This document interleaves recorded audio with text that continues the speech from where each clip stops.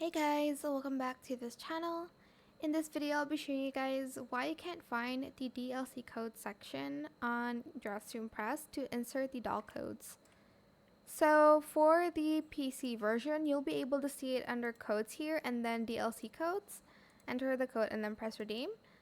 But unfortunately, it's like on the mobile app, it's not out yet. I don't know why. I'm not a Dress to Impress creator, nor am I like partnered with them, so I wouldn't know why. But that is the reason why you're not seeing the DLC codes option on your mobile phone.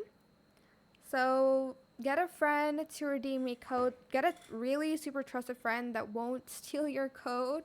And if they have a PC, they can redeem it for you.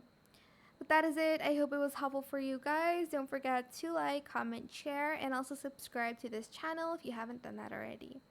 If you have any more questions about this video, just leave it in the comment section down below. I will try my best to answer them all for you guys.